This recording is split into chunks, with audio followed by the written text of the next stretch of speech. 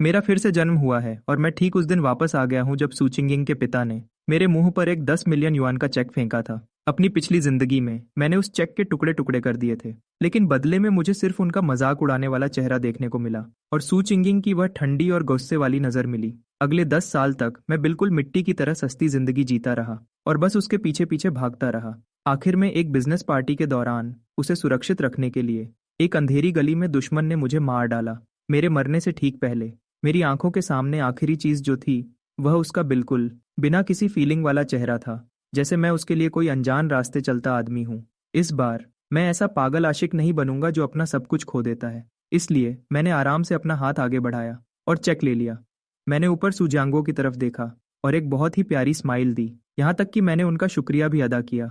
Thank you uncle. मेरी आवाज तेज नहीं थी, लेकिन इस महंगे और आलीशान कमरे में वह बिजली की तरह गूंजी। सू जियांगो ने जो भी कड़वी बातें सोच रखी थीं, वह उसके गले में ही अटक गईं। उसके चेहरे का गुस्सा तुरंत हैरानी में बदल गया। उसने शायद 100 तरीके सोचे होंगे कि मैं कैसे मना करूंगा, लेकिन उसने कभी नहीं सोचा था कि मैं मुस्कुराऊंगा और उसे थैंक यू कहूंगा।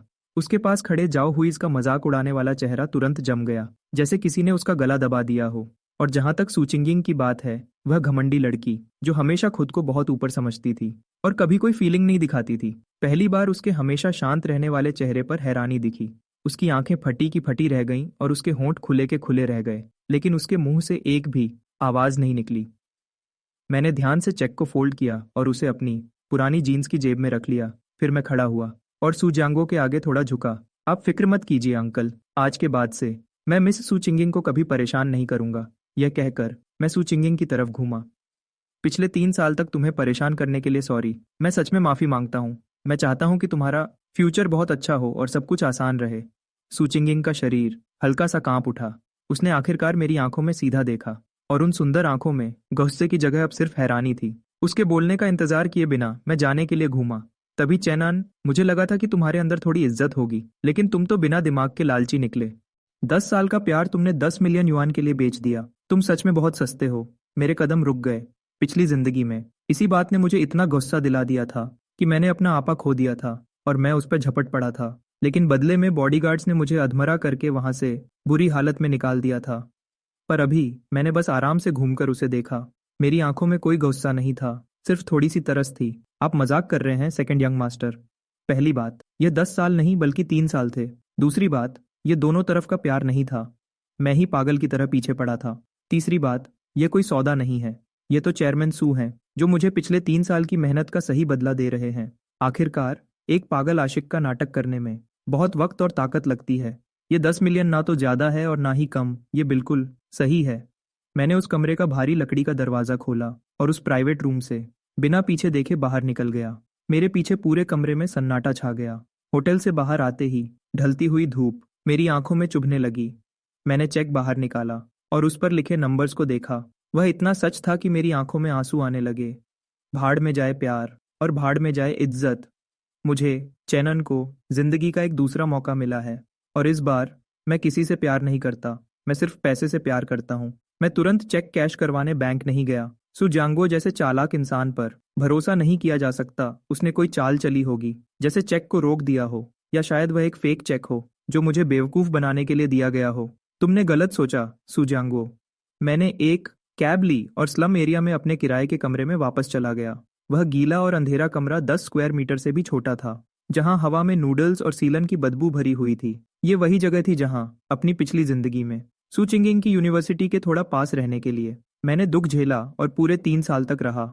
मैंने अपना 5 साल पुराना टूटा हुआ लैपटॉप खोला। उसकी स्क्रीन और सिस्टम अटक रहे थे और खुलने में बहुत वक्त ले रहे थे। मुझे लिखने की कोई जल्दी नहीं थी। मैं बस पीछे की तरफ झुका कि और कुर्सी से आवाज आने लगी। फिर से जन्म लेने के बाद मेरा सबसे बड़ा फायदा क्या है? जानकारी। अगले 10 साल के बिजनेस के बदलाव, कौन से स्टॉक्स ऊपर जाएंगे और कौन से बिजनेस आगे बढ़ेंगे, मुझे सब पता है। मैंने स्टॉक ट्रेडिंग ऐप खोला और बड़े आराम से टेंगफे टेक नाम टाइप किया। मुझे सब अच्छे से याद है। बस कल ही के दिन यह छोटी सी अनजान कंपनी एक नए चिप टेक्नोलॉजी पैटेंट का ऐलान करेगी और इसका स्टॉक प्राइस 5 युआन से सीधा 200 युआन तक पहुंच जाएगा। मैंने अपना फोन उठाया और सू चिंगिंग का नंबर डायल किया। जो सामान तुमने मेरे घर छोड़ा था, मैंने वह सब पैक करके दरवाजे के पास रख दिया है। तुम उसे लेने के लिए किसी को भी भेज सकती हो। और हाँ, मैं अपना नंबर बदल रहा हूँ, तो अब से उसकी तरफ से किसी जवाब का इंतजार किए बिना मैंने कहा कि अब मुझसे कांटेक्ट करने की कोई ज़रूरत नहीं है। मैंने फ़ोन काट दिया। मैंने सिम कार्ड बाहर निकाला, उसे बीच से तोड़ दिया और कचरे के डिब्बे में फेंक दिया। आखिरकार अब हर तरफ शांति थी। अगली सुबह जल्दी मैं बिना किसी देरी के सीधा बैंक गया। चेक कैश करवाना बहुत ही आसान रहा, लेकिन तब तक मुझे यकीन नहीं हुआ जब तक मेरे फ़ोन पर एक नोटिफिकेशन नहीं आया जिसमें मेरे अकाउंट में बहुत सारे ज़ीरो जुड़ने का मैसेज था। तब जाकर मुझे सच में यकीन हुआ कि मेरी ज़िंदगी अब सच में बदलने वाली है। बिना किसी हिचकिचाहट के मैंने वह पूरे 9.9 मिलियन युआन लिए और उन्हें अपने ट्रेडिंग अकाउंट में ट्रांसफ़र कर दिया। मैंने सारे पैसे टेंगफे टेक पर लगा दिए। जब मैं स्टॉक एक्सचेंज से बाहर निकला तो मेरा पूरा शरीर अचानक बहुत हल्का महसूस करने लगा। अब मुझे बस इंतज़ार करना था। मैं उस पुराने और गंदे किराए के कमरे में वापस नहीं गया। इसके बजाय मैं शहर के सबसे अच्छे होटल में गया और वहाँ एक बड़ा और महंगा रूम बुक किया। बाथटब में आराम करते हुए मैं ठंडी शैंपेन पीने लगा। खिड़की से बाहर इस भागती दौड़ती दुनिया को देखते हुए मैं थोड़ा खो सा गया। अपनी पिछली जिंदगी में मैं सिर्फ ऐसे होटल के बाहर खड़ा हो सकता था। ऊपर सबसे ऊंची फ्लोर की लाइट्स को देखते हुए मैं सू चिंगिंग के बारे में सोचता था कि वह वहाँ किसी बड़ी और महंगी पार्टी में होगी। जब मैं ये सब सोच ही रहा था तभी मेरे फोन पर एक अनजान नंबर से मैसेज आया। ये सू चिंगिंग थी। उसने लिखा था, चेन एन, तुम कहाँ हो? मैंने तुम्हें जो सामान दिया था तुमने उसे फेंक दिया। ऐसा लगता है कि उसे मेरा नया नंबर मिल गया था। उसने मुझे जो सामान दिया था वह बस ऐसी छोटी मोटी चीजें थीं जो उसे नहीं चाहिए थीं। एक पेन और एक नोटबुक। जब भी वह मुझे कुछ देती तो ऐसा लगता था जैसे किसी भिखारी को भीख दे रही हो। मैं उस वक्त कितना बेवकूफ था जो उन चीजों को खजाना समझता था। मैंने कोई जवाब नहीं दिया। मैंने तुरंत उस नंबर को ब्लॉक कर दिया। फिर मैंने रूम सर्विस को कॉल किया। हेलो, कृपया 2 प्रोफेशनल मस्यूसेस को ऊपर भेज दीजिए। इस जिंदगी में मैं अपना पूरा ध्यान रखूंगा। अगले 1 हफ्ते तक मैंने बड़े आराम और सुकून के दिन गुजारे। मेरा हमेशा से सपना था कि मैं रोज अपनी मर्जी से सोकर उठूं, सबसे ऊपर वाले फ्लोर के रेस्टोरेंट में ब्रेकफास्ट करूं और अच्छे खाने का मजा लूं। दोपहर का वक्त आराम से बिताऊं, जिम या पूल में जाकर, और रात को युनचेंग की शानदार नाइट लाइफ का मजा लूं। मैंने अपने सस्ते कपड़े और जीन्स पहनना छोड़ दिया और एक बढ़िया फिट होने वाला सूट पहन लिया। कहते हैं ना कि कपड़ों से ही इंसान की पहचान होती है। ये बात बिल्कुल सच है। जब मैंने वह शानदार सूट पहना और हाथ में एक महंगी घड़ी पहनी और किसी भी बड़े होटल या जगह पर गया तो मेरा स्वागत सिर्फ इज्जत और अच्छी सर्विस के साथ किया गया। अब कोई मुझे अजीब नजरों से नहीं देख रहा था और ना ही कोई नफरत से देख रहा था। पैसा सच में एक मर्द की सबसे बड़ी ताकत होता है। रही बात टेंगफे टेक के स्टॉक की, तो मैंने उसे चेक करने की जहमत भी नहीं की। आज रात मैंने 2 हॉट मॉडल्स को बुलाया युनचेंग के सबसे बड़े और महंगे प्राइवेट क्लब में ड्रिंक्स के लिए, जिसका नाम युंडिंग हेवनली पैलेस था। वहाँ म्यूजिक बहुत तेज था, लोग झूम रहे थे और वहाँ की हवा में पैसे और मजे की खुशबू थी। अपनी पिछली जिंदगी में मुझे यहाँ कदम रखने का भी हक नहीं था, लेकिन अभी मैं सबसे अच्छी सीट पर बैठा था और सबका ध्यान मेरी तरफ था। यंग मास्टर चेन एन, एक और ड्रिंक लीजिए, मेरे पास बैठी मॉडल ने मेरे पास आकर धीरे से कहा। मैं मुस्कुराया और इससे पहले कि मैं कुछ बोलता मैंने उसके गाल को थोड़ा सा खींच लिया। तभी मेरी नजर एक जानी पहचानी लड़की पर पड़ी, सू चिंगिंग। वह यहाँ क्या कर रही है? उसके साथ जाओ हुई खड़ा था और उनके साथ कुछ और अमीर लड़के भी थे। जाओ हुई वहाँ खड़ा होकर बड़ी बड़ी बातें कर रहा था। सू चिंगिंग अभी भी बिल्कुल शांत और गुस्से में लग रही थी, इस शोर शराबे से बिल्कुल अलग। उसने भी मुझे देख लिया। जैसे ही हमारी आंखें मिली उसकी आंखों में हैरानी और थोड़ा सा शक दिखा और फिर नफरत साफ नजर आने लगी। हाँ, बिल्कुल नफरत। उसकी नजर में एक ऐसा इंसान जिसने उसके बाप से पैसे लिए और यहाँ आकर ऐश कर रहा है, वह किसी कचरे से कम नहीं था। चाओ हुई ने भी उसकी तरफ देखा और फिर मेरी तरफ देखकर उसके चेहरे पर एक मजाक उड़ाने वाली हंसी आ गई। वह भीड़ को हटाते हुए सीधा मेरी तरफ बढ़ने लगा। तो यह है बदनाम चेन आन, प्यार के सबसे बड़े आशिक। जाओ हुई की आवाज बहुत तेज थी। वह जानबूझकर सबका ध्यान अपनी तरफ खींच रहा था। क्या अंकल सू के 10 मिलियन यहाँ उड़ाने के लिए लेकर आए हो? लगता है तुम्हें लग रहा है कि तुम अपनी जिंदगी के सबसे बड़े मुकाम पर पहुंच गए हो। उसके पीछे खड़े लड़के जोर जोर से हंसने लगे। सब मेरा मजाक उड़ा रहे थे कि मैं एक बड़ा सिंप हूँ। कह रहे थे कि मैंने खुद को 10 मिलियन में बेच दिया और सभी मर्दों का नाम खराब किया। मेरे पास बैठी दोनों मॉडल्स शर्म महसूस कर रही थीं और खड़े होने की कोशिश करने लगीं। मैंने आराम से उन्हें वापस बिठा दिया और उन्हें वहीं बैठने का इशारा किया। मैंने अपना ग्लास उठाया और धीरे से अंदर की विस्की को घुमाने लगा। मैंने जाओ हुई की तरफ देखने की कोशिश भी नहीं की। यंग मास्टर जाओ, बहुत समय से मिले नहीं। आपका फैमिली बिजनेस कैसा चल रहा है? मैंने सुना है कि जाओ ग्रुप के कुछ बाहर के देश वाले प्रोजेक्ट्स हैं जो लगता है किसी मुश्किल में फंस गए हैं। तुम ये क्या बकवास कर रहे हो? मैंने अपनी ड्रिंक का एक घूंट लिया। सी पोर्ट प्रोजेक्ट जो साउथ ईस्ट एशिया में था वहाँ के नए रूल्स की वजह से बंद हो गया है ना? और यूरोप में चिप एजेंसी के राइट्स, क्या उसे जोंगसी कैपिटल ने नहीं छीन लिया? बिल्कुल आपके हाथ से छीन लिया। इन दोनों नुकसान की वजह से आपको कम से कम 500 मिलियन का नुकसान हुआ होगा, है ना? ये सारी बातें मैंने देखी थी अपनी पिछली जिंदगी की बिजनेस खबरों में। ये सुनकर जाओ हुई के माथे पर तुरंत ठंडा पसीना आ गया। ये सब कंपनी के अंदर के राज थे। बोर्ड ऑफ डायरेक्टर्स के अलावा यह बात कोई नहीं जानता था। इस बेकार लड़के को कैसे पता चल गया? तुमने मेरे बारे में पता लगाया है। मैंने अपना ग्लास नीचे रखा और आखिरकार उसकी आंखों में सीधा देखा। यंग मास्टर जाओ, आप अपने आप को बहुत बड़ा समझते हैं। आप मेरे समय के लायक नहीं हैं। मैं खड़ा हो गया। मैं उससे आधा सिर लंबा था और उसे नीचे की तरफ देखने लगा, अपनी आंखों में नफरत लिए हुए। अपनी जुबान पर लगाम दो। एक पागल कुत्ते की तरह हर किसी को काटना बंद करो। हमारे आसपास का म्यूजिक लग रहा था कि धीरे धीरे बंद हो रहा है। सबको समझ आ गया कि माहौल खराब हो चुका है। मेरी ताकत से डर कर जाओ हुई वहां अपना मुंह खोले खड़ा रहा। उसके मुंह से एक शब्द भी नहीं निकला और उसका चेहरा पीला पड़ गया, फिर गुस्से से लाल हो गया और वह बहुत अजीब लग रहा था। मैंने उसे इग्नोर किया, अपने वॉलेट से पैसे निकाले और उन्हें टेबल पर रख दिया। मेरे साथ वक्त बिताने के लिए शुक्रिया लड़कियों। कैब करके घर चली जाओ। इसके साथ ही मैंने अपने सूट का कॉलर ठीक किया और जाओ हुई के पास से निकल गया। जब मैं सू चिंगिंग के पास से गुजरा तो मेरे कदम रुक गए। उसने मेरी तरफ देखा। उसकी आंखों में हैरानी थी जो उस प्राइवेट रूम से भी ज्यादा थी। उसे शायद समझ नहीं आ रहा था कि कैसे कुछ ही दिन पहले जो लड़का मिट्टी की तरह सस्ता और बेकार था उसके सामने वह अचानक इतना बदल गया है और तेज हो गया है। मैंने उसे देखकर एक स्माइल दी, एक ऐसी स्माइल जिसका कोई मतलब था। क्लासमेट सू, तुम्हें लोगों को पहचानना सीखना चाहिए। इसके साथ ही मैं घूमा और चला गया, अपने पीछे एक नया रूप छोड़कर, और वहां खड़े सभी लोग हैरान रह गए। ऐसा नहीं था कि वह मेरे लायक नहीं थी, बस बात यह थी कि अब मेरा उसे देखने का भी मन नहीं था। क्लब से निकलकर मैं होटल वापस नहीं गया बल्कि सीधा गाड़ी चलाकर एयरपोर्ट चला गया। यह जगह युनचेंग, यहाँ मेरी पिछली जिंदगी के बहुत सारे दुख थे। अब जबकि मैंने अपना पहला पैसा कमा लिया है तो अब वक्त है किसी दूसरी जगह जाने का और एक नई जिंदगी शुरू करने का। सुबह होते ही प्लेन ने उड़ान भरी मोडू की तरफ, एक ऐसी जगह जो पैसे और मौकों से भरी हुई है, एक बहुत बड़ा शहर। प्लेन में मैंने अपना फोन बंद किया और अपनी फर्स्ट क्लास सीट पर पीछे होकर बैठ गया और आराम से सो गया। जब मेरी आंखें दोबारा खुलीं, प्लेन पुडोंग इंटरनेशनल एयरपोर्ट पर लैंड कर चुका था। एयरपोर्ट से बाहर आते हुए, मोडू की हवा में सांस लेते हुए मुझे लगा जैसे मेरा एक नया जन्म हुआ है, एक योद्धा। मुझे घर खरीदने की कोई जल्दी नहीं थी। इसके बदले मैं सबसे महंगे हुआंगपू रिवर के पास वाले सर्विस डिपार्टमेंट गया, टैंग चेन यिपिन, और वहां एक लंबा अग्रीमेंट साइन किया। बड़ी कांच की खिड़कियों के सामने खड़े होकर, जहां से पूरा नज़ारा दिखता था, बर्न के खूबसूरत रात के नज़ारे को नीचे देखते हुए मैं जानता था कि यह मेरी असली जगह है। अगले दिन जैसे ही मार्केट खुला, मुझे मेरे स्टॉक ब्रोकर का फोन आया। उसकी आवाज़ खुशी से कांप रही थी। मिस्टर चैन, यह ऊपर चला गया है। टेंगफेई टेक ने डेली लिमिट को छू लिया है। मैंने बस आराम से हम्म कहा, इसे बेचना मत जब तक ये 150 युआन तक न पहुंच जाए। फोन रखकर मैंने अपने अगले काम की प्लानिंग शुरू की। सिर्फ स्टॉक्स पर भरोसा करना सही नहीं है, इससे नींव मजबूत नहीं होती। मुझे अपना खुद का बिजनेस एम्पायर बनाना होगा। अपनी पिछली जिंदगी की यादों के हिसाब से मैं जानता हूं कि आने वाले सालों में online health care, new energy vehicles और आर्टिफिशियल इंटेलिजेंस एआई, ये 3 सबसे बड़े काम होंगे। मैंने 1 हफ्ता लगाया एक बड़ा बिजनेस प्लान बनाने में। मैं एक इन्वेस्टमेंट कंपनी खोलना चाहता था जो इन नए और अच्छे बिजनेसेस को ढूंढ सके। 1 महीने बाद टैंगफे टेक के शेयर की कीमत, जैसा मैंने सोचा था, बहुत तेजी से बढ़ गई और ये पागलपन की तरह 150 युआन तक पहुंच गई। मेरे अकाउंट का पैसा बढ़कर शुरुआती 9.9 मिलियन युआन से एक ऐसे नंबर पर पहुंच गया जिसने मुझे भी हैरान कर दिया, 3 बिलियन युआन।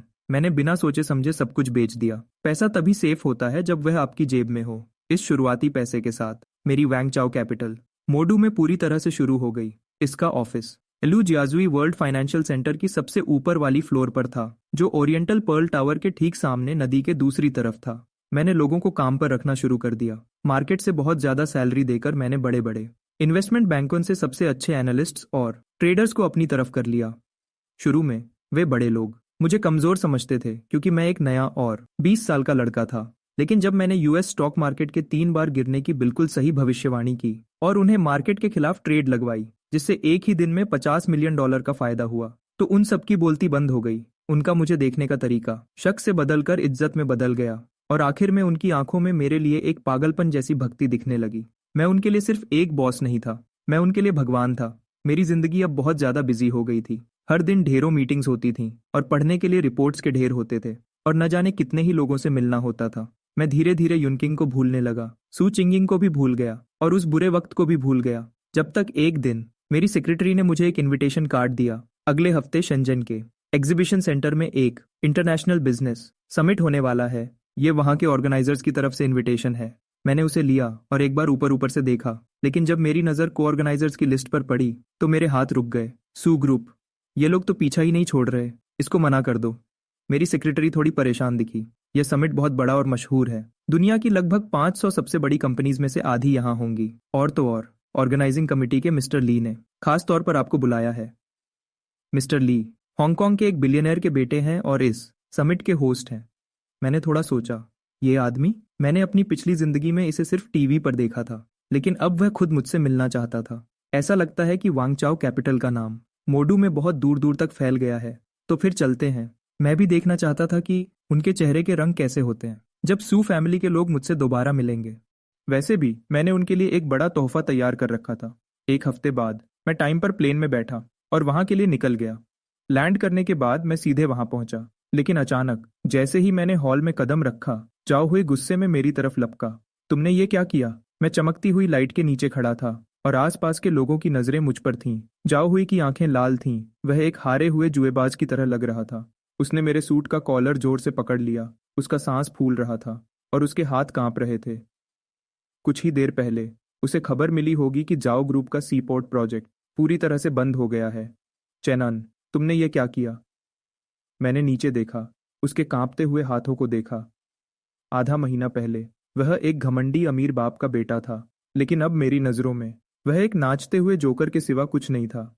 मुझे गुस्सा नहीं आया। मैं बिल्कुल शांत था और सब समझ रहा था। यंग मास्टर जाओ, ये सूट बहुत महंगा है। अभी के वक्त शायद आप इसके पैसे भी नहीं दे पाएंगे। मैंने अपना हाथ बढ़ाया, उसकी कलाई पकड़ी और उसे जोर से मरोड़ दिया। वह दर्द से चिल्ला उठा।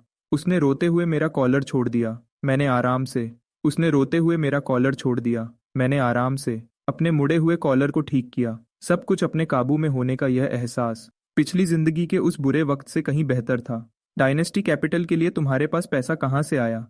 और तुम्हें हमारी फैमिली का सबसे बड़ा राज कैसे पता चली? इसके लिए मुझे तुम्हारे पिता के दिए हुए 10 मिलियन का शुक्रिया अदा करना चाहिए। उसी से मुझे टांगफे टेक में मौका मिला। जाओ हुए वहां खड़ा का खड़ा रह गया। उसका चेहरा पीला पड़ गया। उसने सपने में भी नहीं सोचा होगा कि जिस पैसे से उसके बाप ने मेरी बेइज्जती की थी, वही पैसा जाओ फैमिली को बर्बाद करने की वजह बनेगा। तभी सफेद गाउन पहने सूचिंगिंग भीड़ से बाहर आई। उसकी आंखों में हैरानी थी। चेनन, क्या तुम सच में इतने बेरहम हो सकते हो? मैंने अपना सिर घुमाकर उसे देखा। यह वही चेहरा था जिसे मैंने 10 साल तक टूटकर प्यार किया था, लेकिन अब मेरे दिल में उसके लिए कोई एहसास नहीं बचा था। मिस सू, बिजनेस एक जंग है। जब शाओहुई मुझे बर्बाद कर रहा था, तब तो तुमने उसे बेरहम नहीं कहा था। सू चिंगिंग ने अपना मुंह खोला, लेकिन उसके मुंह से एक शब्द भी नहीं निकला। बाहर आ गया।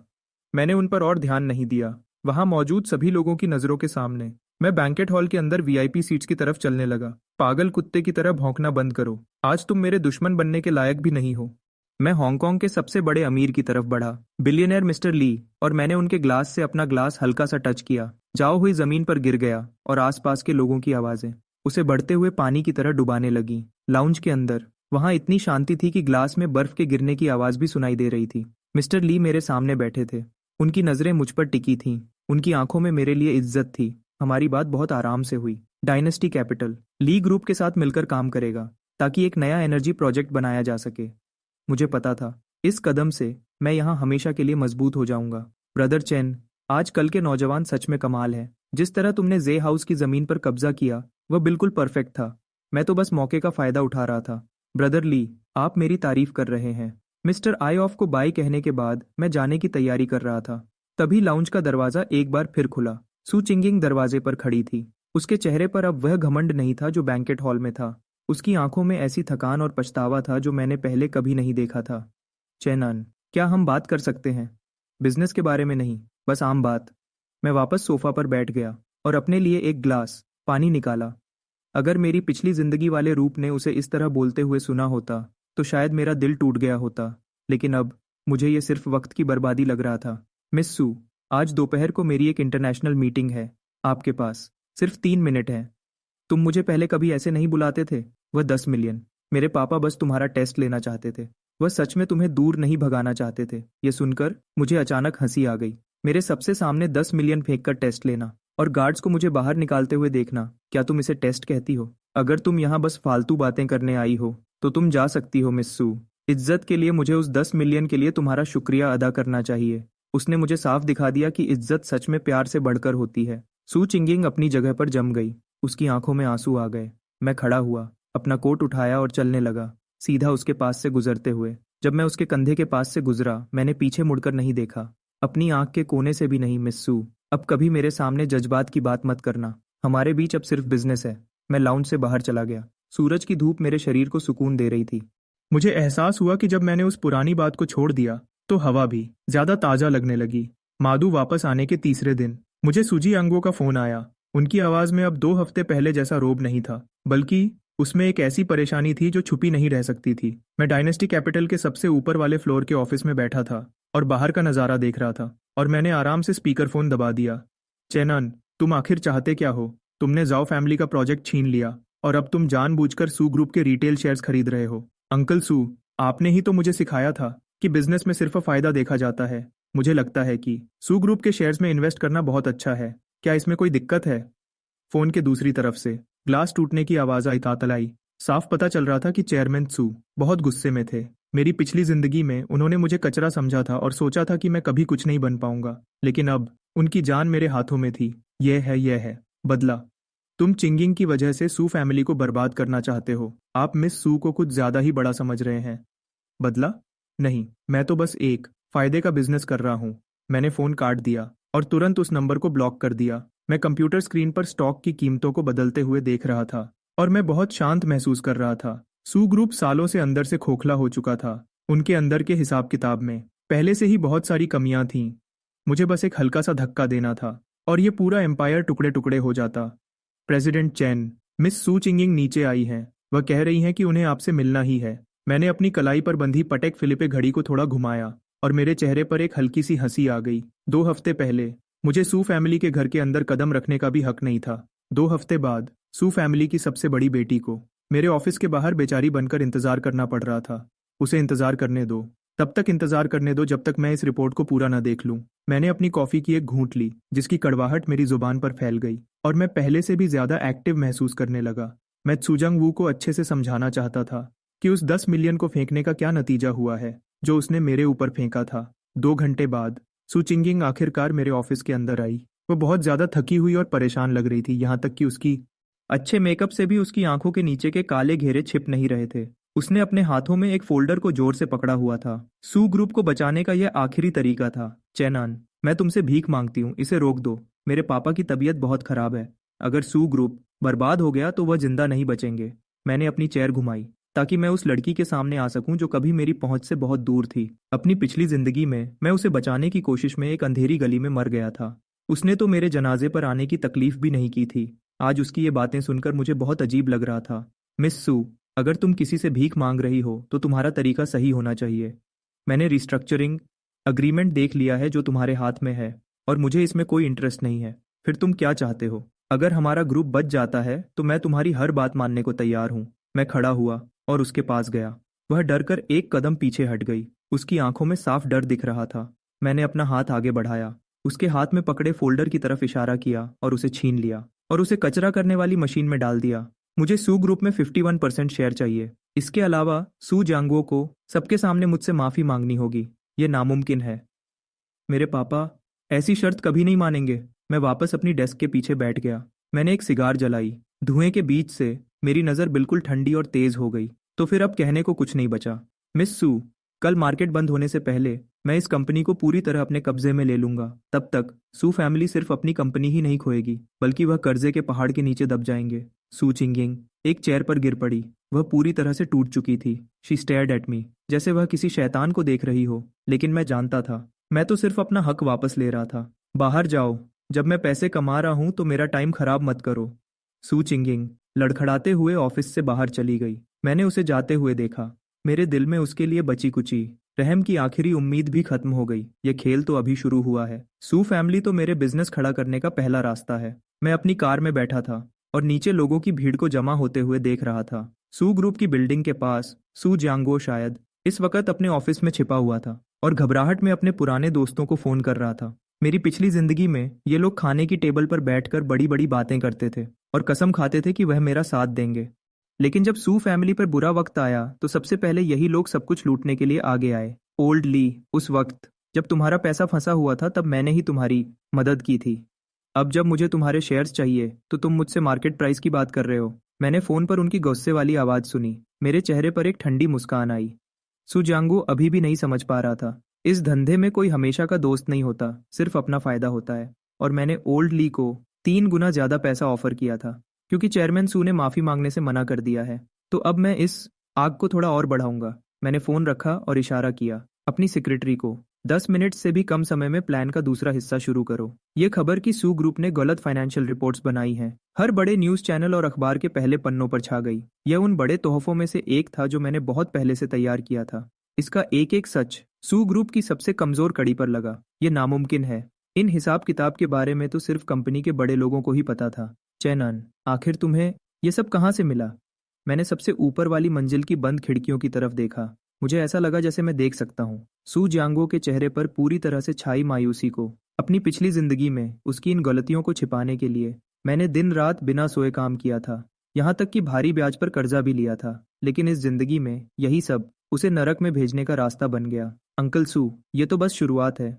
शेयर्स की कीमत बहुत तेजी से गिर गई। सू ग्रुप की कीमत कुछ ही देर में अरबों रुपए कम हो गई, 1 घंटे से भी कम समय में।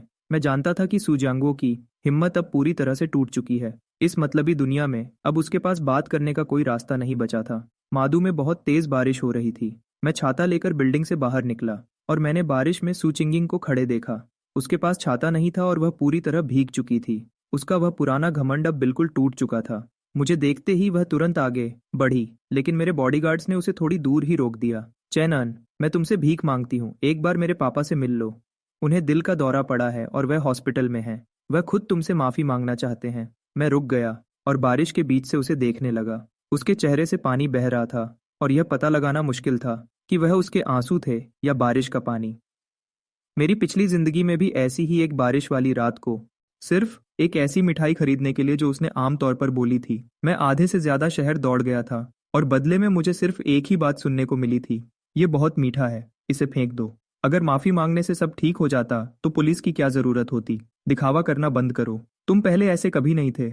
मुझे बस एक छोटी सी सर्दी होने पर भी तुम घंटों परेशान रहते थे। तुम इतने पत्थर दिल कैसे हो गए? क्योंकि वह चनान जो तुम्हारी परवाह करता था, वह उस अंधेरी गली में पहले ही मर चुका है। आज का मैं सिर्फ अपना फायदा और नुकसान देखता हूँ। मैं उसके पास से गुजर गया और रास्ते के किनारे खड़ी रोल्स रॉयस की तरफ बढ़ने लगा।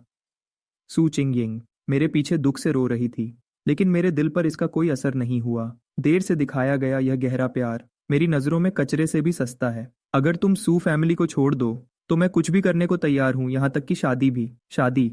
मिस सू, तुम्हारी आज की कीमत एक रिसेप्शनिस्ट बनने के लायक भी नहीं है। मेरी डायनेस्टी कैपिटल कंपनी में गाड़ी का दरवाजा बंद हो गया और बाहर की हवा, बारिश और उसके रोने की आवाज आना बंद हो गई। मैंने पीछे देखने वाले शीशे में देखा, जहां वह सफेद परछाई धीरे धीरे दूर और छोटी होती जा रही थी, और मैंने अपने लिए एक ग्लास रेड वाइन निकाली।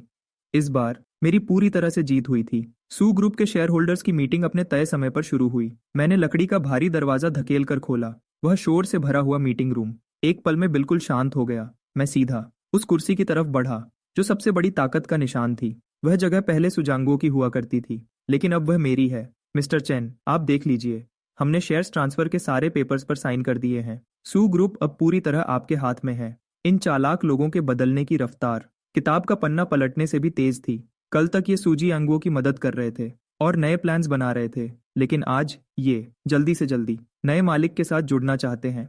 मैंने अपने सामने रखे पेपर्स को खोला और वहां बैठे हर एक शख्स को देखा। आज से इस जगह को सू ग्रुप नहीं कहा जाएगा, इसका नया नाम डायनेस्टी टेक है। सू फैमिली के जितने भी रिश्तेदार हैं, उन्हें 1 घंटे के अंदर कंपनी छोड़नी होगी। जैसे ही मैंने अपनी बात खत्म की, वहां शोर शुरू हो गया। रूम के एक कोने में सू युए गुस्से में लाल चेहरा लेकर अंदर आया। वह इस सच को बिल्कुल भी मान नहीं पा रहा था। और तुम मुझे किस हक से बाहर निकाल रहे हो? यह कंपनी मेरे परिवार की है। तुम तो बस एक किस्मत वाले गुंडे हो। क्या तुमने वह नहीं सुना जो मैंने अभी कहा? इसे बाहर निकालो। सिक्योरिटी गार्ड तुरंत आगे बढ़े और उन्होंने सू युए को एक कमजोर मुर्गी की तरह पकड़ लिया और उसे बाहर खींचने लगे। उसके गाली देने की आवाज कॉरिडोर में गूंज रही थी, लेकिन किसी भी शेयर होल्डर ने उसके लिए बोलने की हिम्मत नहीं की।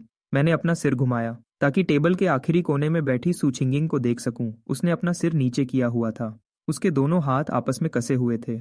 मिस सू, हमारे पुराने रिश्ते के नाते मैं तुम्हारे लिए एक घर छोड़ दूंगा, अपने पिता को लेकर वहां चली जाओ।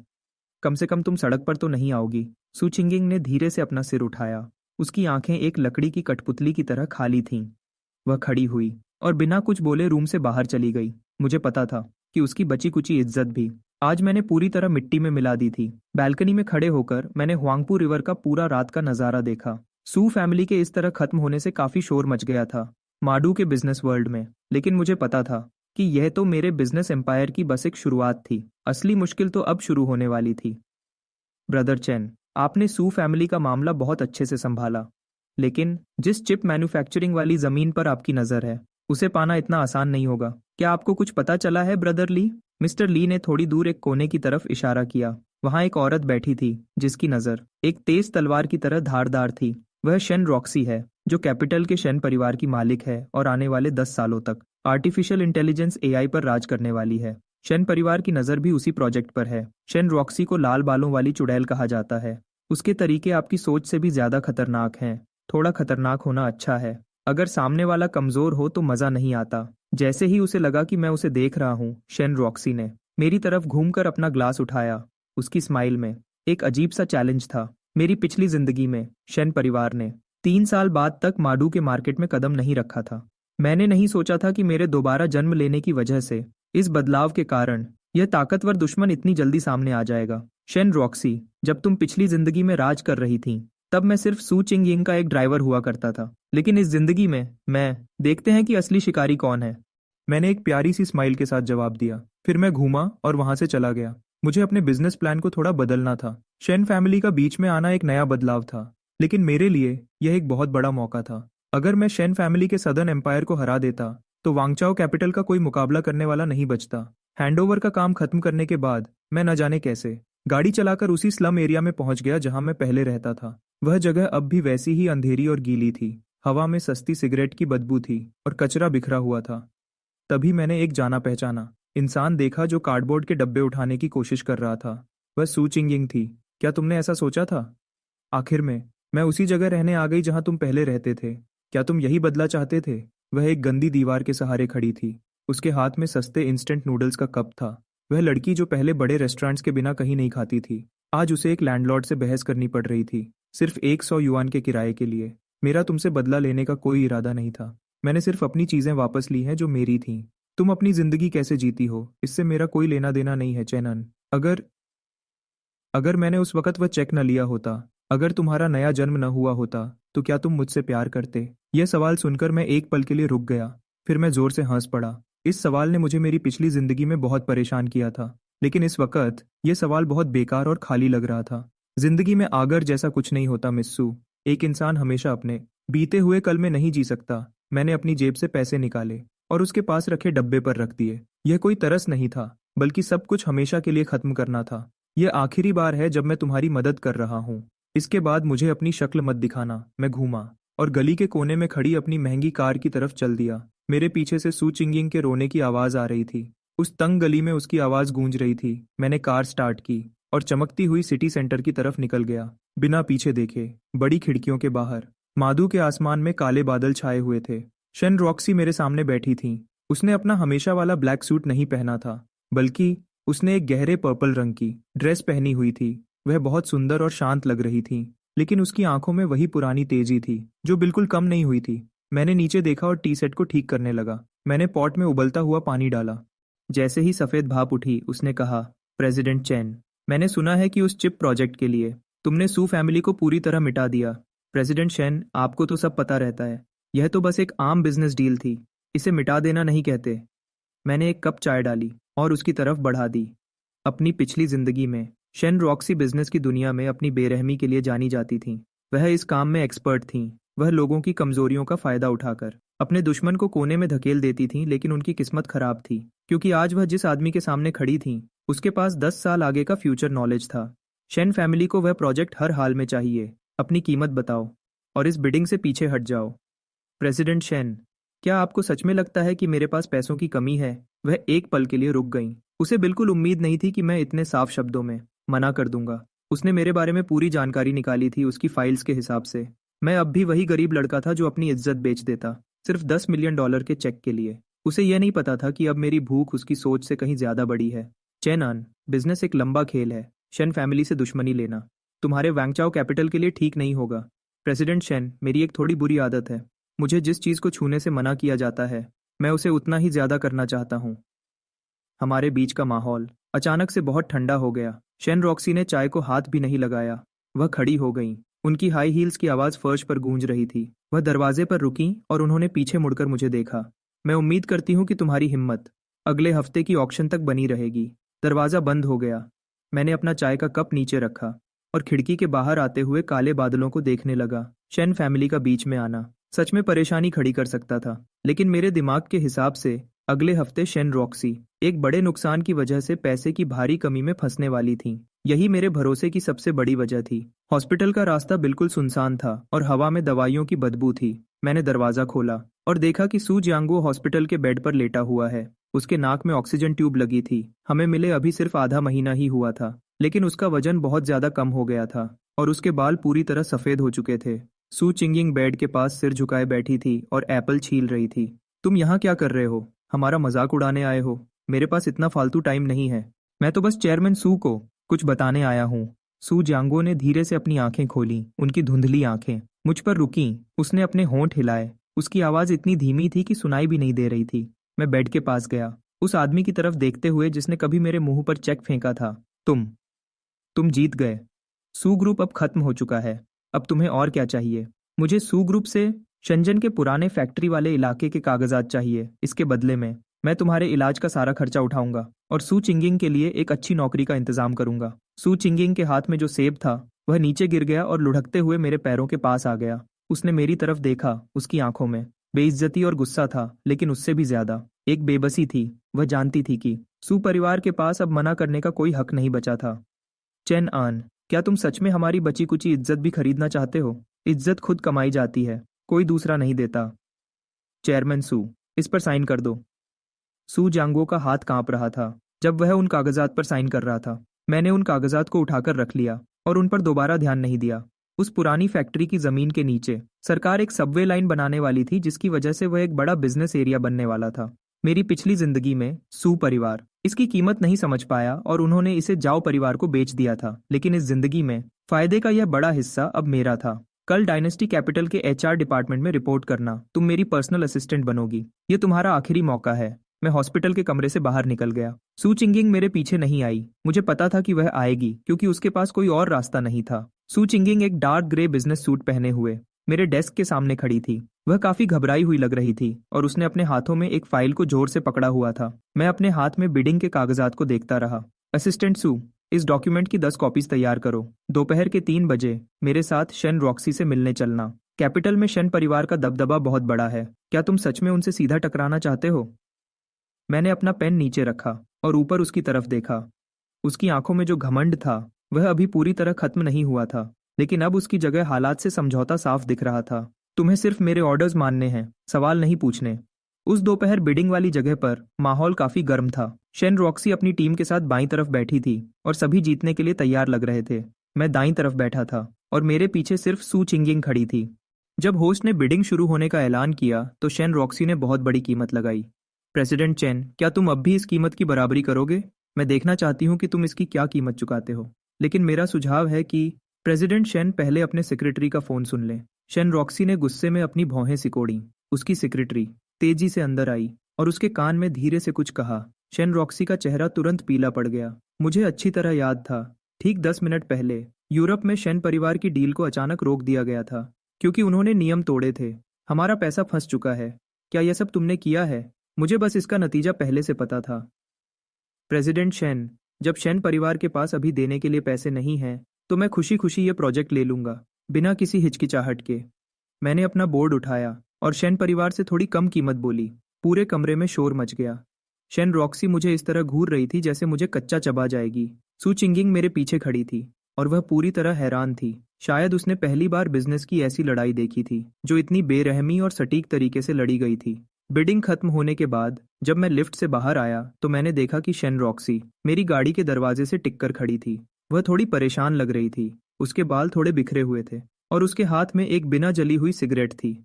चेनन, तुम आखिर हो कौन? 20 साल का एक लड़का उसके पास ऐसी समझ और ऐसी चाल नहीं हो सकती। मैं कौन हूँ ये जरूरी नहीं है, जरूरी ये है कि प्रेसिडेंट शेन को अभी यूरोप के नुकसान की भरपाई के लिए पैसे चाहिए। उसने झटके से अपना सिर उठाकर मेरी तरफ देखा, उसकी आंखों में डर और शक था। उसकी सबसे छुपी हुई मुश्किल को मैंने आसानी से सबके सामने ला दिया था। मैं उसके पास गया, उसके हाथ से सिगरेट ली और उसे कचरे के डिब्बे में फेंक दिया। कैपिटल में शेन परिवार की पकड़ बहुत मजबूत है। मैं तुम्हारे साथ दुश्मनी नहीं चाहता, मुझे कब्जा चाहिए साउथ में शेन परिवार के सारे एआई लैब्स पर। इसके बदले में मैं तुम्हारी इस मुश्किल को दूर करने के लिए 5 बिलियन युएन दूंगा। तुम मेरी मजबूरी का फायदा उठा रहे हो? हाँ बिल्कुल।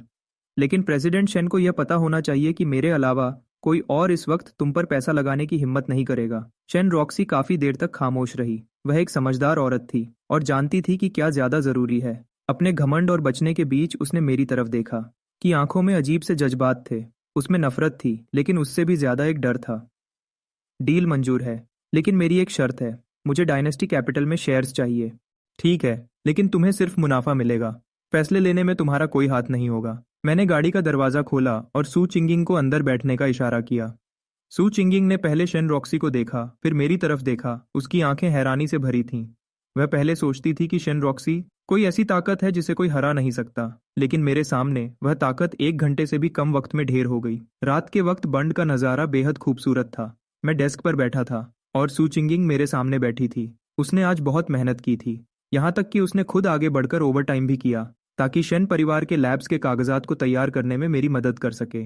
इस वक्त वह एक समझदार असिस्टेंट की तरह लग रही थी, न कि उस नखरेबाज अमीर लड़की की तरह जो वह पहले थी। चेनन, मेरे पापा के इलाज के पैसे देने के लिए और आज मुझे यह सब दिखाने के लिए तुम्हारा शुक्रिया। शुक्रिया कहने की कोई जरूरत नहीं है, यह तुम्हारी मेहनत का बदला है। सू चिंगिंग, इस दुनिया में कमजोरी एक पाप है। उसने कुछ नहीं कहा, बस चुपचाप नदी की सतह को देखती रही। मैं जानता था कि वह क्या सोच रही है। वह सोच रही थी कि काश उसने मेरे साथ थोड़ा अच्छा बर्ताव किया होता। 3 साल पहले तो आज का रिजल्ट कुछ अलग होता, लेकिन मैं अच्छे से जानता था कि अब आगर मगर का कोई मतलब नहीं है। शेन फैमिली की लैब्स अब मेरे हाथों में थी, जिसका मतलब था कि मैंने हासिल कर लिया था आर्टिफिशियल इंटेलिजेंस के सेक्टर में जाने का टिकट। अगले 5 साल की आने वाली हवा पहले से ही मेरे कब्जे में थी। मैंने रेड वाइन की एक बॉटल ऑर्डर की और दूसरी तरफ ओरिएंटल पर्ल टावर की लाइट्स को देखने लगा। जाओ फैमिली पूरी तरह बर्बाद हो चुकी थी, सू फैमिली झुक चुकी थी और शेन फैमिली हमारी पार्टनर बन गई थी। इस आधे महीने में जो कुछ भी हुआ वह मेरी पिछली जिंदगी के पूरे 10 साल से भी ज्यादा शानदार था। क्या आप आगे भी सू फैमिली को टारगेट करते रहेंगे? सू फैमिली अब इस लायक नहीं है कि मैं उन पर ध्यान दूं। मेरा निशाना तो पूरा आसमान है। मैंने अपना ग्लास उठाया और एक ही बार में पी गया।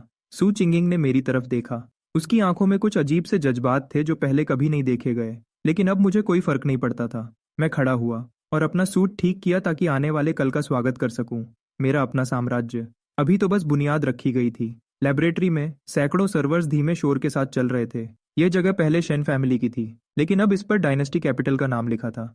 मैं स्क्रीन पर चलते हुए डेटा को देख रहा था और मैं अच्छे से जानता था कि कोड की यह लाइंस अगले 10 साल के लिए सोने की खान है। सू चिंगिंग रिपोर्ट्स का एक ढेर लेकर मेरे पास आई। उसका काम करने का तरीका पहले से ज्यादा तेज था, हालांकि थोड़ी सी परेशानी अभी भी कभी कभी उसकी आंखों में दिख जाती थी। प्रेसिडेंट चैन, चीफ साइंटिस्ट डॉक्टर लिन आपसे मिलना चाहते हैं। वह बहुत नाराज हैं क्योंकि आपने पुरानी रिसर्च के पैसे बहुत ज्यादा कम कर दिए हैं। उन्हें अंदर आने दो। थोड़ी ही देर बाद सफेद बालों वाला एक बूढ़ा आदमी गुस्से में दरवाजा खोलकर अंदर घुस आया। चेन आन, क्या तुम्हें साइंटिफिक रिसर्च के बारे में कुछ पता भी है? सारा पैसा न्यूरल नेटवर्क्स में लगा देना एक गलत रास्ता है। डॉक्टर लिन, मेरे पास कोई गलत रास्ता नहीं होता, सिर्फ सबसे तेज रास्ता होता है। मैंने व्हाइट बोर्ड पर आराम से लिखा कुछ जरूरी फॉर्मूलाज। ये एक ऐसा डीप लर्निंग एल्गोरिदम था जो मेरी पिछली जिंदगी में 3 साल बाद पब्लिश होने वाला था। डॉक्टर लिन का गुस्से से लाल चेहरा एकदम से शांत हो गया। वह व्हाइट बोर्ड को घूरने लगे। उनकी सांसें तेज होने लगी थीं।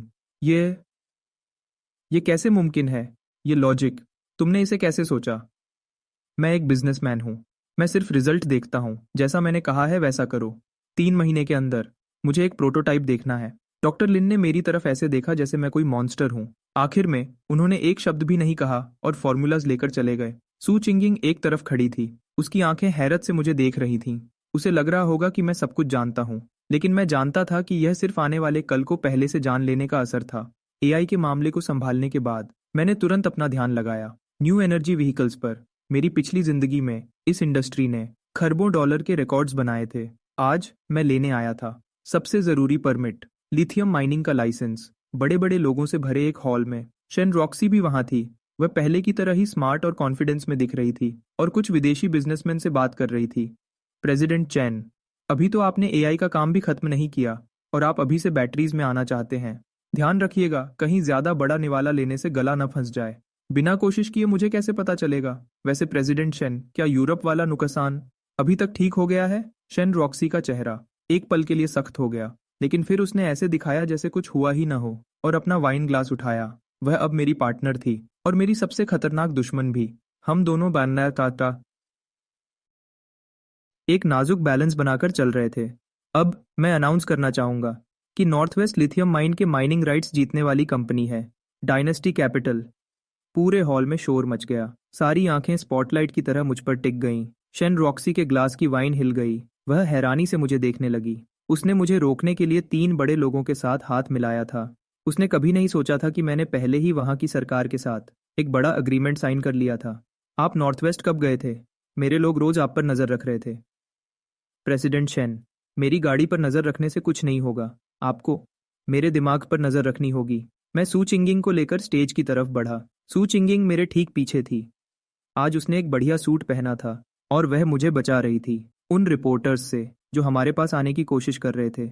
मैंने स्टेज से नीचे देखा, उन सभी चालाक चेहरों को देखा और मेरे दिमाग में सिर्फ एक ही बात थी कि यह बुनियाद अब मजबूत हो चुकी है। लिथियम माइन हासिल करने के बाद मैं अपना आखिरी पर्सनल काम पूरा करने के लिए युनचिंग वापस आया। सु फैमिली का पुराना विला सील कर दिया गया था। सुजांगो को देश से बाहर जाने पर रोक लगा दी गई थी क्योंकि उन पर पैसे के घोटालों का शक था।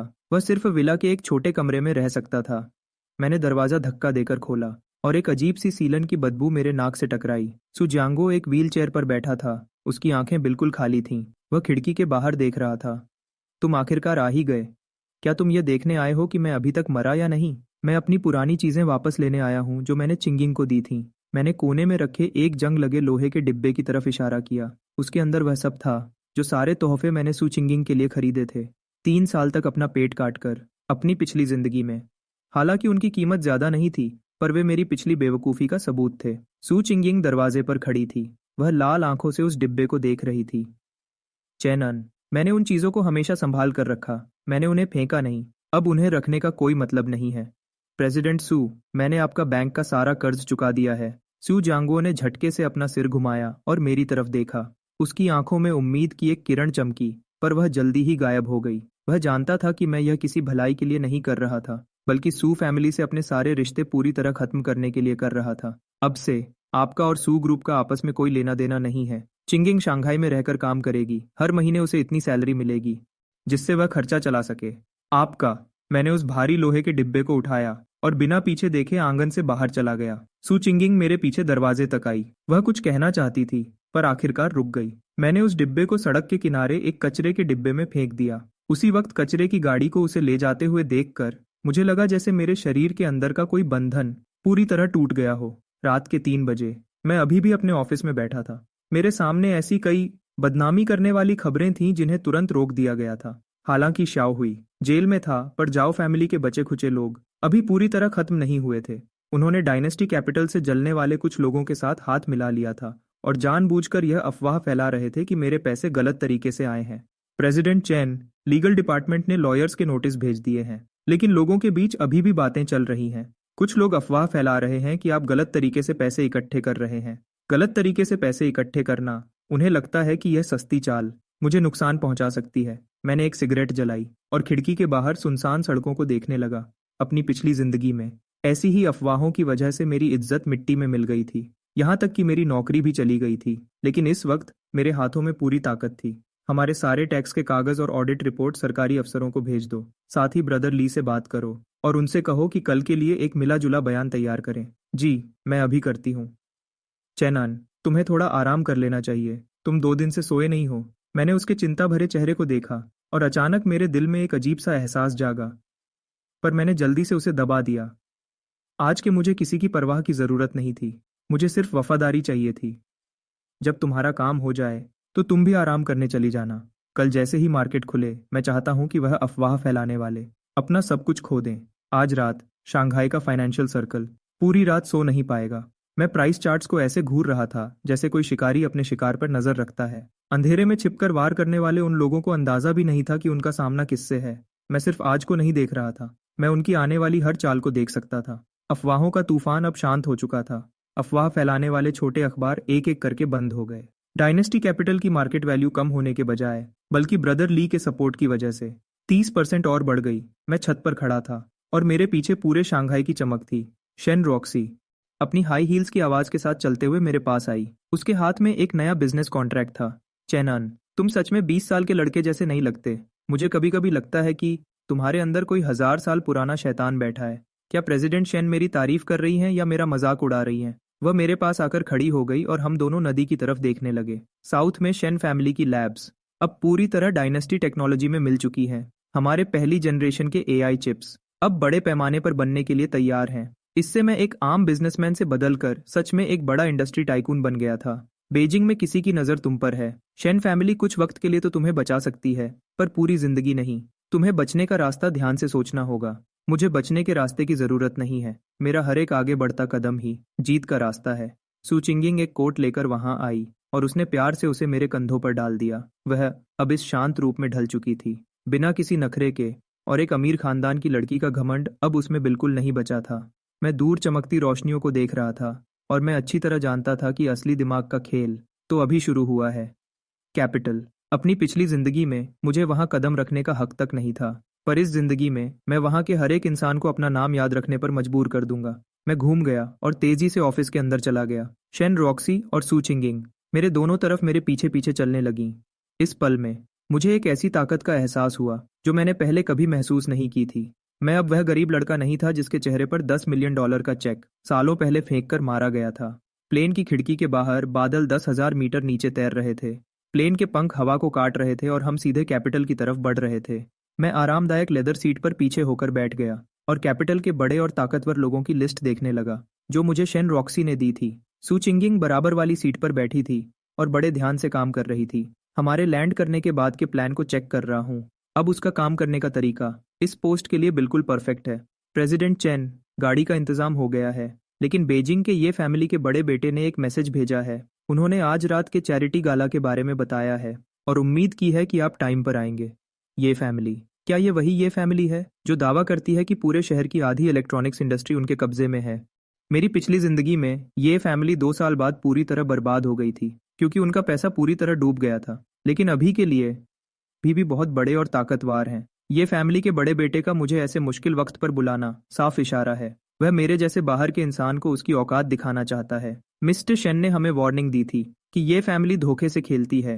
क्या हमें मना कर देना चाहिए? मैं मना क्यों करूं? उन्होंने तैयारी कर ली है। अगर मैं नहीं गया तो खेल कैसे शुरू होगा? प्लेन सेफ तरीके से एयरपोर्ट पर लैंड हो गया। मैं प्लेन से बाहर आया और वहां की ठंडी हवा मेरे चेहरे पर लगी। ये कोई आम शहर नहीं है और न ही शोर शराबे वाला मैजिक सिटी है। ये ताकत का असली ठिकाना है।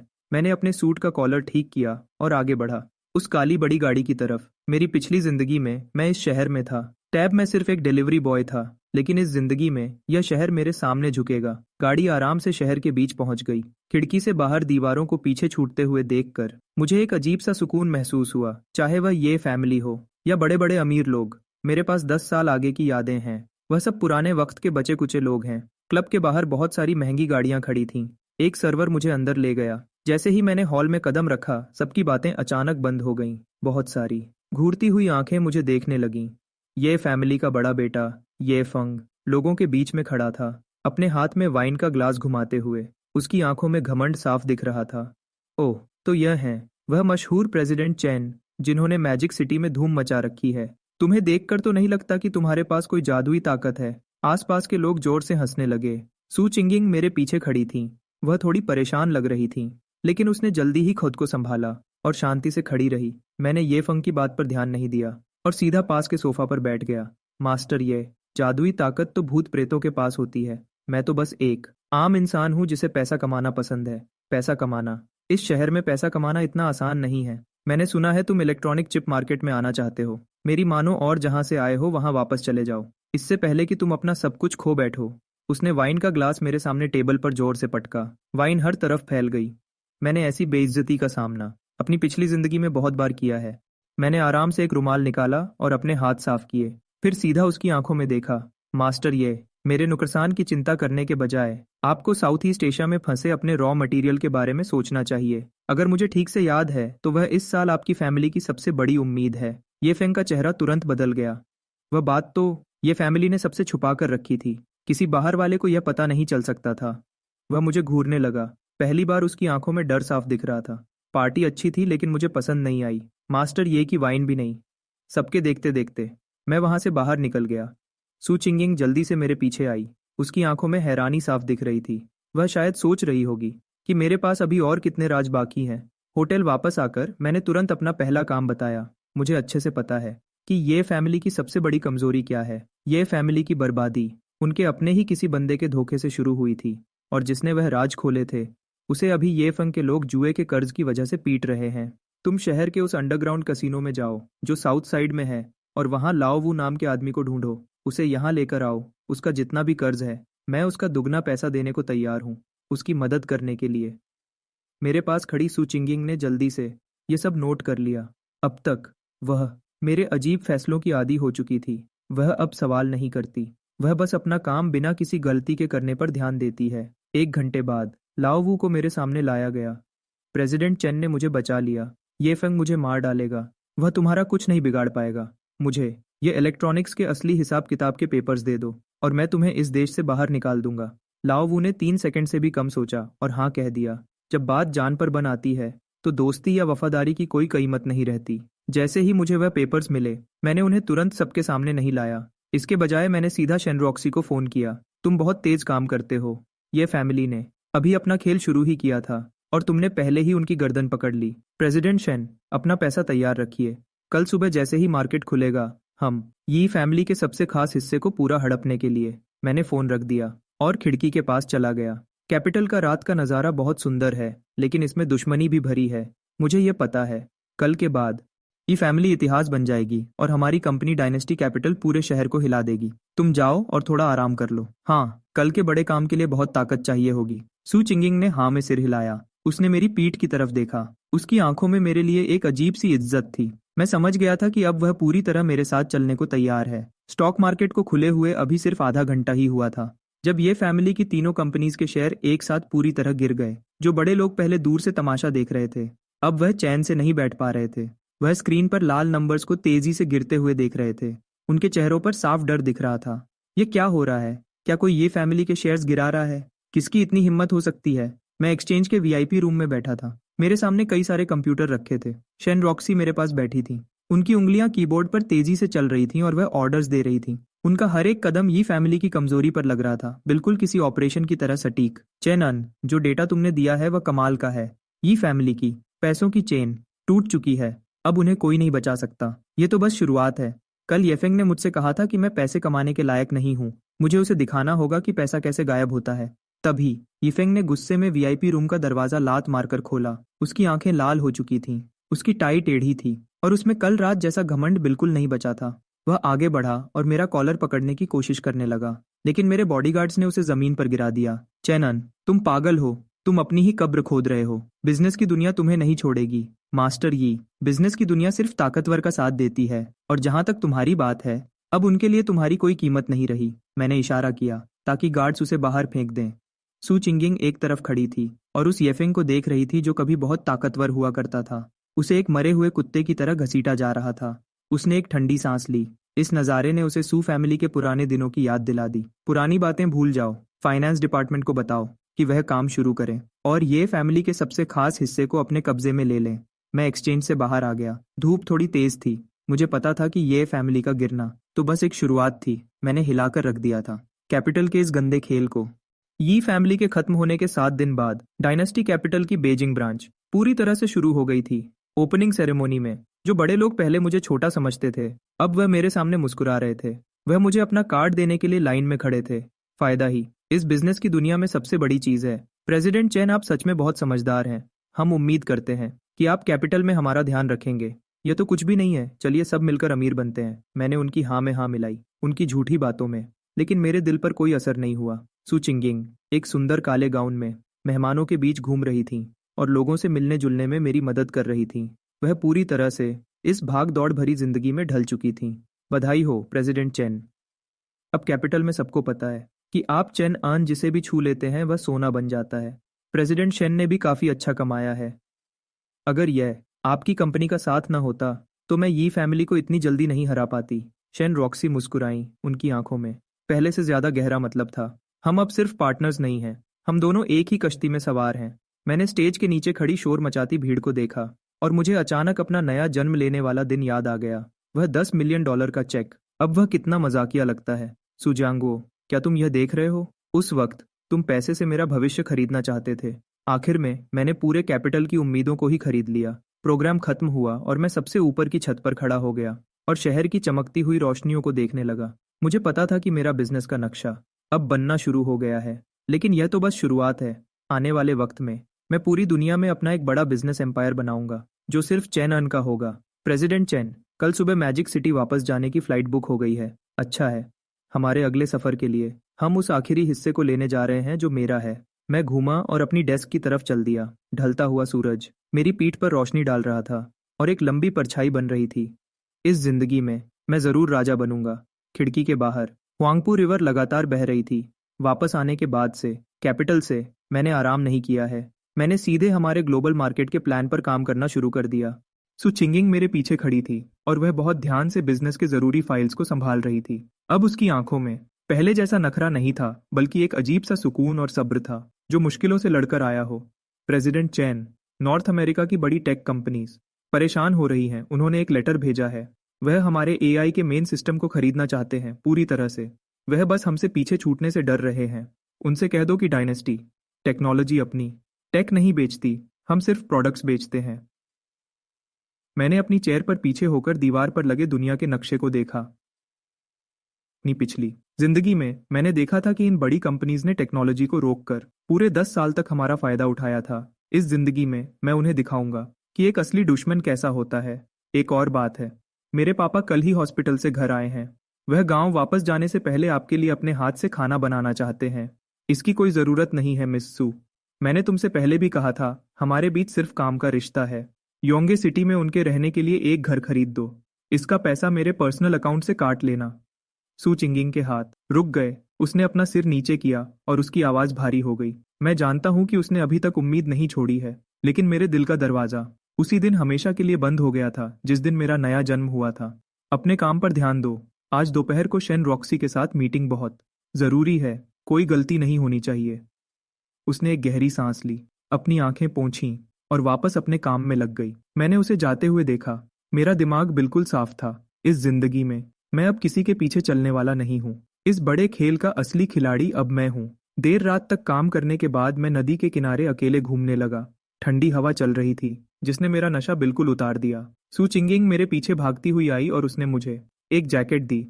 उसने मेरी तरफ देखा। उसकी आंखों में वह दर्द था जो उसने बहुत वक्त से छुपा रखा था। ऐसा लग रहा था कि वह अभी रो पड़ेगी। चेनान, अगर अगर मैंने उस वक्त वह चेक न लिया होता तो? अगर तुम अभी भी वही गरीब लड़के होते तो क्या तुम थोड़ा सा ही सही मुझे पहले की तरह प्यार करते? मैं रुक गया और उसकी तरफ घूम कर देखा। नदी के किनारे की लाइट्स उसके चेहरे पर पड़ रही थीं, जिससे वह बहुत कमजोर लग रही थी। पिछली जिंदगी में मैंने खुद से यह सवाल कई बार पूछा था, लेकिन इस जिंदगी में अब उसकी बारी थी पूछने की। सू चिंगिंग, इस दुनिया में सबसे सस्ती चीज देर से दिखाया गया प्यार है। मुझे पता है मेरी गलती थी।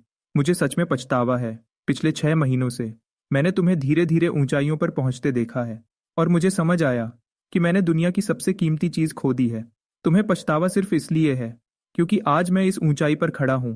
अगर तुम्हारे सामने वही चैनन होता जो बारिश में तुम्हारे लिए छाता लेकर खड़ा रहता था, तो तुम उसे बेकार समझती। मैंने जैकेट नहीं ली, उसे जमीन पर गिरने दिया और बहते हुए पानी को देखने लगा। मेरे दिल को एक अजीब सा सुकून और आज़ादी महसूस हो रही थी। मिस, मैंने जो काम तुम्हें दिया है वह तुम्हारी मेहनत का इनाम है जो तुमने इस बीच की है। अगर तुम रिश्तों की बात करना चाहती हो तो तुम कल ही अपना रेजिग्नेशन दे सकती हो। सू चिंगिंग बेंच पर बैठ गई और अपना चेहरा छुपाकर रोने लगी। मैंने पीछे मुड़कर नहीं देखा और रोड पर खड़ी कार की तरफ चल दिया। इस पल मैंने अपने पुराने रूप से सारे रिश्ते हमेशा के लिए तोड़ दिए थे। ग्लोबल प्रेस कॉन्फ्रेंस से ठीक एक दिन पहले शेन रॉक्सी अचानक लॉयर्स की एक टीम लेकर मेरे ऑफिस आई। उसके हाथ में एक अग्रीमेंट था और उसकी आंखों में एक अजीब सा गुस्सा और सीरियसनेस थी। मैं समझ गया कि यह औरत अब अपना असली रंग दिखा रही है। चेनान, शेन फैमिली हमारा इन्वेस्टमेंट बढ़ाना चाहती है। हम चाहते हैं कि डायनेस्टी टेक्नोलॉजी में हमारा 40% शेयर हो। प्रेसिडेंट शेन, क्या आप मेरे ही खिलाफ चाल चल रही हैं? शेन रॉक्सी मेरे पास आई और मेरे डेस्क पर दोनों हाथ रखकर खड़ी हो गई। उसके पीछे बीजिंग की बड़ी शेन फैमिली थी, जो सिर्फ एक पार्टनर बनकर खुश नहीं थी। वह चाहते थे कि इस नए एआई एम्पायर पर उनका कब्जा हो। यह शेन फैमिली के बड़े मालिक का फैसला है। अगर तुम नहीं माने तो साउथ में शेन फैमिली के सारे लैब्स और काम कल से ही बंद हो जाएंगे। प्रेसिडेंट शेन, क्या आपको सच में लगता है कि मैं आपको बिना सोचे समझे हिस्सा लेने देता? मैंने अपना बचाव पहले ही कर रखा था। मैंने अपना लैपटॉप खोला और एक छुपा हुआ सिस्टम का नक्शा उन्हें दिखाया। शेन रॉक्सी स्क्रीन को घूर कर देखने लगी। उसका चेहरा पीला पड़ गया। उसे समझ आ गया था कि सारे मेन सिस्टम के पासवर्ड्स और कीज उस पुरानी फैक्ट्री के सर्वर्स में हैं जो मैंने पहले खरीदी थी। प्रेसिडेंट शेन, अगर शेन फैमिली पीछे हटना चाहती है तो हट सकती है, लेकिन मेरे बिना आपके वह लैब्स सिर्फ कचरे के ढेर बनकर रह जाएंगे। शेन रॉक्सी ने काफी देर तक मुझे देखा और फिर अचानक वह खुद पर ही हंसने लगी। उसने अग्रीमेंट को वापस रख दिया और काटा और अपने बालों को ठीक किया।